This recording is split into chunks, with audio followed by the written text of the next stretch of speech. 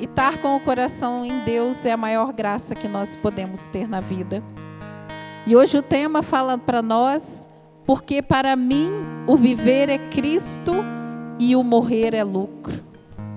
Uma frase forte, né? Frase escrita por São Paulo. E nessa frase a gente vê a essência cristã, a essência da vida cristã, porque para mim o viver é Cristo e o morrer é lucro. Nessa frase está dizendo que o centro da vida é Jesus. O centro da vida tem que ser o Cristo. A gente é como o planeta Terra. A gente vai girando ao redor de si mesmo nos nossos dia a dia, mas ao mesmo tempo estamos girando em torno do Sol, não é verdade? E quando a Terra dá a volta no Sol, se completa um ano. E assim é a nossa vida, nós vamos vivendo o nosso dia a dia, mas tem que ser em torno do Cristo. O centro de toda a nossa vida tem que ser Jesus. Tudo que eu vivo, tudo que eu faço, tudo que eu passo, o meu olhar tem que estar em Cristo. E é isso que quer dizer São Paulo para nós nessa noite. E aí quando eu estava vindo, eu peguei essa camisa, porque ela é nova. Falei, vou com a minha camisa nova. Eu fiz uma peregrinação para a Itália e trouxe de lá, esses dias agora. Mas eu não associei nada. Eu só peguei, coloquei. Quando eu estava escovando o dente, eu vi no espelho a camisa com a frase: Paulo, servo de Cristo, chamado a ser apóstolo. E me veio o coração e eu relembrei, eu comprei ela na Basílica de São Paulo, lá em Roma. E nessa Basílica estão os restos mortais de São Paulo. E aí, escovando o dente, eu fui revivendo aquilo que ali no túmulo de São Paulo, eu falei: São Paulo, intercede por mim. Pede ao Senhor, para me dar força, se é para eu continuar anunciando o Evangelho. Porque pregar é muito difícil, não pelas palavras, mas porque a gente sempre se acha insuficiente, incapaz. A gente não se acha digno de falar de Cristo, não é verdade? Porque não somos. E eu fiz uma oração pedindo, e ali eu fui revivendo, e era como que viesse ao meu coração que São Paulo estava intercedendo. E nessa pregação justamente falar de algo tão forte que ele escreveu, que Cristo é o centro, que viver para ele é Cristo e morrer é lucro. Vamos pegar a palavra? Lá na carta aos Filipenses, capítulo 1, dos versículos 20 a 29. Filipenses 1, 20 a 29. Meu ardente desejo e minha esperança são que em nada serei confundido, mas que hoje, como sempre, Cristo será glorificado no meu corpo. Tenho toda a certeza disto. Quer pela minha vida, quer pela minha morte. Porque para mim o viver é Cristo e o morrer é lucro. Mas se o viver no corpo é útil para o meu trabalho, não sei então o que devo preferir. Sinto-me pressionado dos dois lados. Por uma parte, desejaria desprender-me para estar com Cristo, o que seria imensamente melhor. Mas de outra parte, continuar a viver é mais necessário por causa de vós. Persuadido, isto é, convencido disso, sei que ficarei e continuarei com todos vós para proveito vosso e consolação da vossa fé. Assim, minha volta para junto de vós vos dará um novo motivo de alegria em Cristo Jesus. Cumpre somente que vos mostreis em vosso proceder dignos do Evangelho de Cristo. Quer eu vá ter convosco, quer permaneça ausente. Desejo ouvir que estáis firmes em um só espírito, lutando unanimemente pela fé do Evangelho, sem vos deixardes intimidar em nada pelos vossos adversários. Isso para eles é motivo de perdição, para vós outro de salvação. E é a vontade de Deus, porque a vós vos é dado não somente querer em Cristo, mas ainda por Ele sofrer. Palavra do Senhor. Irmãos, aqui São Paulo vem encorajando a comunidade filipenses que não se intimidasse diante das dificuldades, das perseguições, de quando ouvissem que ele mesmo estava sendo perseguido para ser morto. E assim ele escreve também para nós, para nos encorajar. Uma irmã aqui, quando louvava a Deus, dizia que esse ano, foi um ano difícil, mas ela viu a presença de Deus em todos os momentos. É a mesma coisa que São Paulo está fazendo nessa carta, dizendo que tanto no sofrimento, quanto na alegria, quanto na vida, quanto na morte, o importante é glorificar a Deus. O importante é mostrar um sinal da presença de Deus na nossa vida. E São Paulo, quando escreve aqui, que para ele morrer é lucro, viver é Cristo, morrer é lucro, dá a impressão que ele está tendo algo místico com Deus, grandes coisas, mas São Paulo estava preso. São Paulo estava sob o domínio dos romanos. E São Paulo, 20 anos atrás, ele já tinha experimentado em vida o céu. Ele escreve que ele não sabia se dormindo, se acordado, ele foi levado ao terceiro céu. E ali ele se encontrou com Jesus Cristo. E ele ouviu palavras que ele não conseguiu trazer para nós. Ele viu coisas que ele não conseguiu escrever para nós de tão grandiosas. Então ele tinha certeza do céu. Por isso que para ele era lucro, porque ele sabia que era bom estar com o Senhor. Mas aqui também ele fala que era preciso que ele ficasse por causa de vós. Isso é, por causa daquela comunidade, por causa de tantas outras pessoas que foram seguindo a Jesus, porque ele ainda tinha muita coisa para revelar, muita coisa para dizer. Isso é, São Paulo se preocupava com a igreja de Cristo. Então ele fala que sim, era lucro ele ser morto, porque ele ia se encontrar com o Senhor. Mas que glorificar o Senhor também em vida, preso, sabendo que aqui ele deixa claro que ele tinha certeza que ele iria ser libertado por um tempo, e o foi. São Paulo, depois de escrever aqui, teve sua liberdade, mas depois foi preso novamente e condenado, martirizado. Ele vem nos trazer essa mensagem.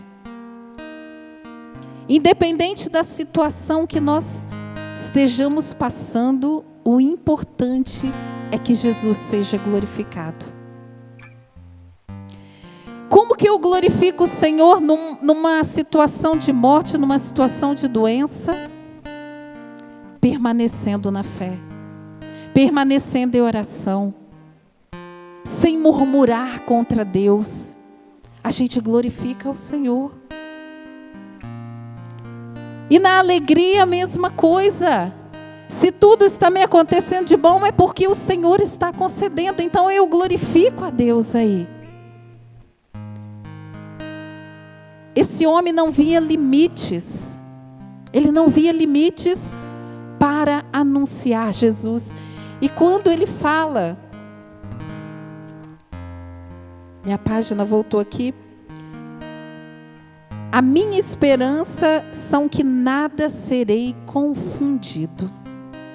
Ele deixa aqui claro que faça o que fizer com ele, aconteça o que acontecer, ele não negaria Jesus Cristo. Ele não negaria. Aquilo que os romanos queriam e os judeus que não se converteram a Jesus queria é que ele dissesse não. Jesus é uma farsa. Ele dizia que não seria confundido. Mesmo no sofrimento, o Senhor estava presente. E a gente pensa que seguir a Jesus vai ser um caminho fácil. E não é. Não é porque nós estamos sujeitos a todas as coisas, mas a certeza da eternidade. Olha o que esse homem tinha. A certeza do encontro. A certeza de que um dia vai estar com o Senhor. Ele precisava demonstrar ao mundo com a sua fé.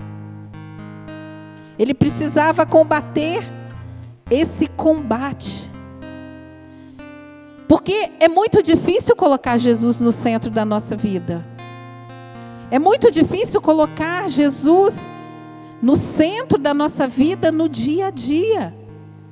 Talvez seja fácil quando nós estamos precisando dele, não é? Aí eu falo, tu és o Senhor. Porque a gente precisa. Mas e nas lutas diárias? E nas dificuldades diárias? Nós colocamos Cristo como centro? Nós recorremos a Ele em todas as coisas? Em tudo o que eu faço, será que o meu olhar se volta primeiramente para o Senhor? No meu casamento, no meu trabalho, com os meus filhos? Será que o olhar se volta para o Cristo que está no centro? Ou será que nós vamos vivendo à mercê dos acontecimentos diários? Aonde está a oração na minha vida? São Paulo aqui preso, ele conta com a oração da comunidade. Ele preso, ele conta com o auxílio do Espírito Santo. Um homem que era íntimo de Jesus.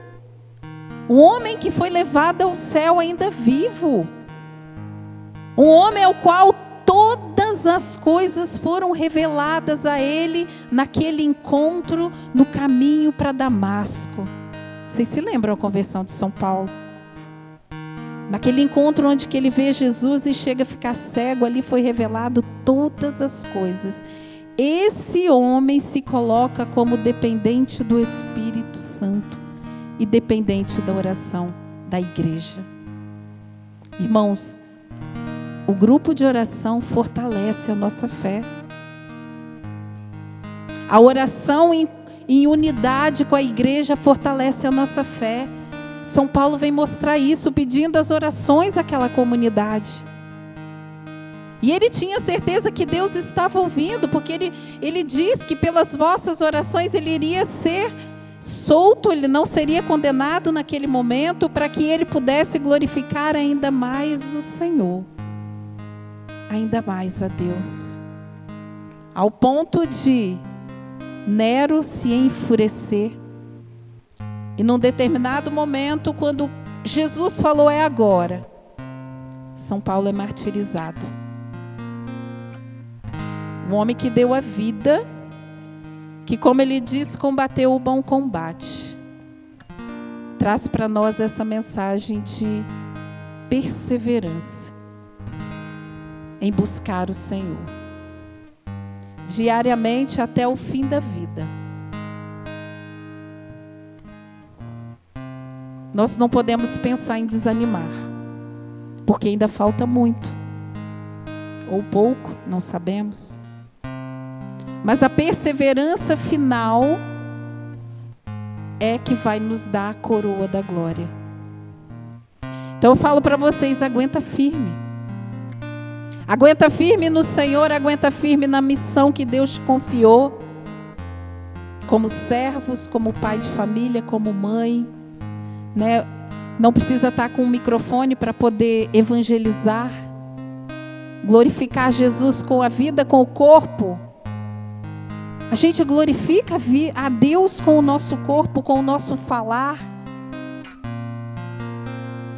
Como que uma pessoa que reza, que participa de um grupo de oração, pode xingar, pode praguejar?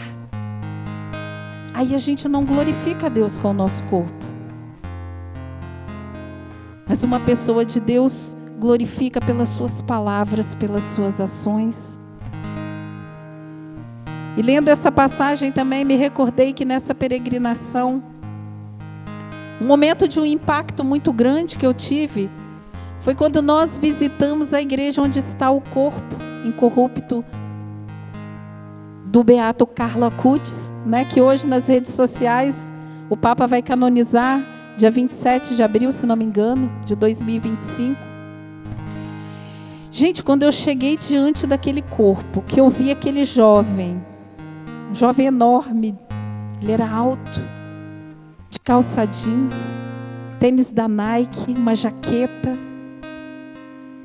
aqueles cabelos dele. Não sei se vocês conhecem a história de Carlo Acutis, procura, o jovem que morreu aos 16 anos de uma leucemia, né? E ele fez um site com os milagres eucarísticos, e depois que ele morreu começou a surgir os boatos da sua santidade. Depois de anos e anos exumam o corpo dele e está incorrupto, para mostrar e glorificar que Deus existe, que Deus está presente. E que lindo, lá naquela cidadezinha de Assis, na parte antiga, os pais, a mãe mudou para lá. A mãe está viva. Ele tem 2 irmãos, agora ela não podia engravidar, mas depois que ele morreu, ela ficou grávida de gêmeos. Olha o que Deus faz. Tirou um, deu 2.